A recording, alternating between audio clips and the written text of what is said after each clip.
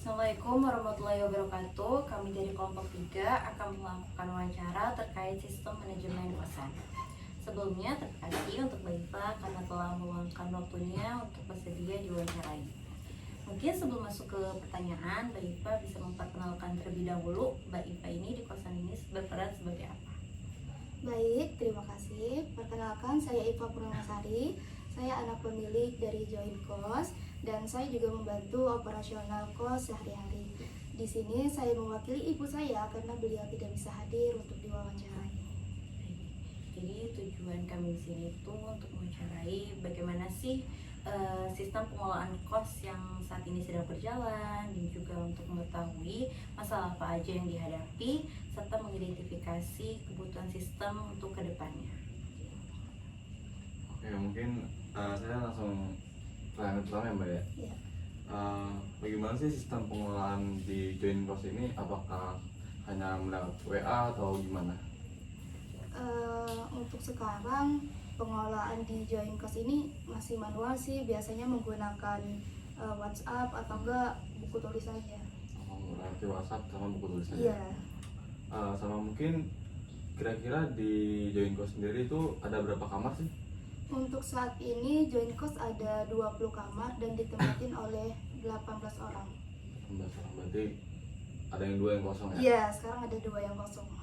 Jadi Mbak kan sebagai pengelola atau salah satu pengelola juga kan di Join Kos ini. Iya. Kira-kira ada kendala nggak sih yang menurut Mbak tuh paling nyusahin?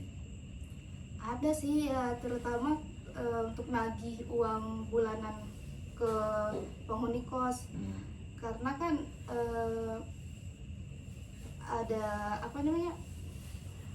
Susah ya ditagih? Susah, ya susah. Terus ada juga kendala-kendala yang kayak ketika mereka ngeluh fasilitas yang rusak gitu. Itu sih. Terus kalau buat saat ini nih, kalau si penghuni itu mau ngebayar tuh prosesnya kayak gimana ya? Atau kayak bayar manual kah atau gimana? Sekarang ini untuk pembayaran di Join Kos biasanya anak-anak kos itu ngebayarnya tuh lewat rekening ibu. Biasanya tuh lewat BCA atau GoPay, atau juga bisa cash ketika ketemu ibu atau ketemu saya juga sih. Kalau pembayaran gitu ada kayak pencatatan gitu nggak sih? Ada, biasanya kalau yang via transfer itu bisa mengirimkan mutasinya itu ke WhatsApp ibu atau WhatsApp saya. Kalau yang cash itu ya lewat ditulis aja sih, tapi yang via transfer juga ditulis, ada buku pencatatannya gitu. Gitu. Jadi selama Mbak mengurusi Join Kos ini, ada nggak sih kayak penghuni itu telat bayar? Ada banget itu udah penyakit anak kos ya. Bener, karena kan biasanya dalam sebulan tuh ada 3 atau enggak 4 orang yang lewat dari tanggalnya gitu untuk bayar. Cuman menurut Mbak sendiri tuh kira-kira penghuni yang telat bayar itu alasannya kenapa menurut Mbak? Banyak banget alasannya mas, ya bisa karena katanya gajinya dimundur lah, terus uang dari kampung belum ditransfer, terus ada yang apa ya, banyak sih mas, banyak alasan. Emang banyak ya? Iya. Terus bagaimana sih cara mengetahui status pembayaran penghuni, kayak dia tuh masih udah bayarnya atau enggaknya, gimana cara mengetahui? Biasanya tuh ibu ngeceknya tuh di buku, tapi kan udah saya jelasin kalau ada buku. Nah, kita lihat tuh di bulan ini yang udah bayar tuh siapa aja, terus yang belum bayar tuh siapa aja, atau enggak bisa juga lihat di mutasi di BCA di tanggal segini yang bayar siapa, terus di GoPay juga gitu sih mas. Oke Mbak, izin bertanya ya Iya. Mbak. Biasanya tuh data penghuni yang sedang tinggal di sini tuh kayak disimpan dengan cara bagaimana? Biasanya tuh kalau untuk data-data ya kan mbak. Iya. Ibu tuh simpennya tuh di dokumen, karena ada dokumen lah gitu. Isinya tuh kayak fotokopi KTP atau enggak fotokopi pelajar gitu. Oke. Terus ingin mencari data penghuni tertentu tuh, apakah Mbak pernah mengalami kendala atau kesulitan?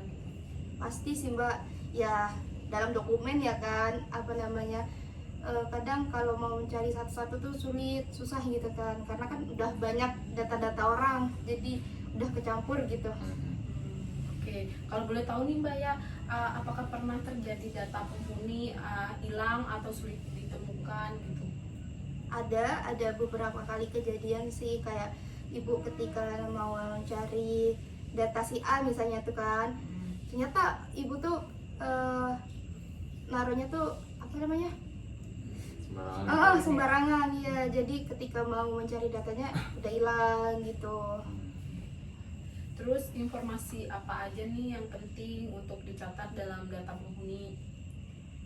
Biasa tuh nama lengkap, fotokopi KTP atau fotokopi pelajar, kartu pelajar, terus nomor WhatsApp sama nomor orang tua atau keluarga sih. Apabila penghuni ingin menyampaikan keluhan, biasanya disampaikan melalui cara bagaimana ya Mbak?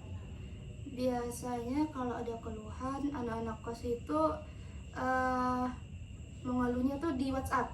Di WhatsApp mereka kayak, ibu ini kosnya ada yang rusak lah, atau WC-nya kayak apa namanya, buntu ya. Nah, atau juga ketika lagi ketemu misalnya saling cerita gitu, ibu ini kosnya gini udah gitu aja sih Mbak. Terus pernah ada keluhan nggak dari penghuni yang kelewat atau belum sampai sempat ditangani gitu? Ada beberapa kejadian yang anak kosnya tuh udah bilang dari 1 bulan sebelum ya, tapi belum ditanganin sama ibu.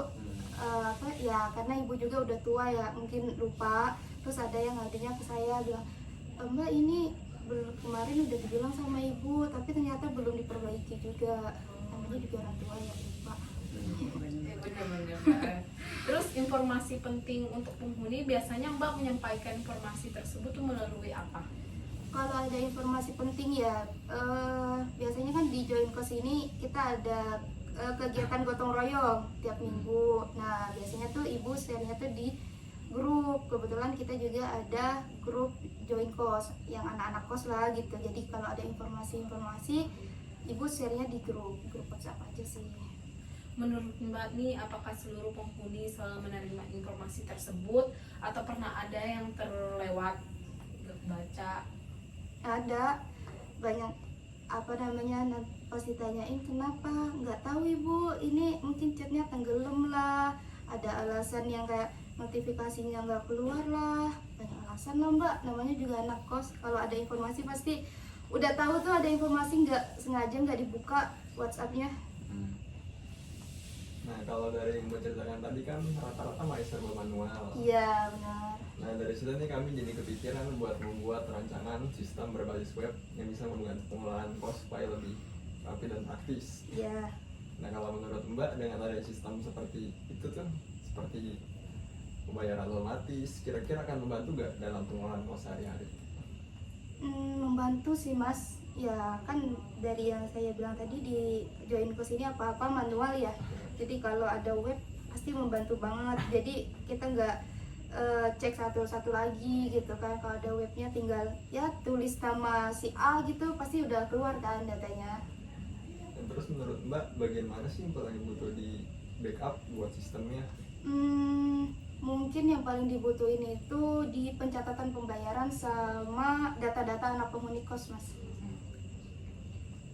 Nah, kalau misalnya ada sistem nih yang bisa mengingatkan pembayaran secara otomatis, kira-kira bakal mempermudah banget atau gimana?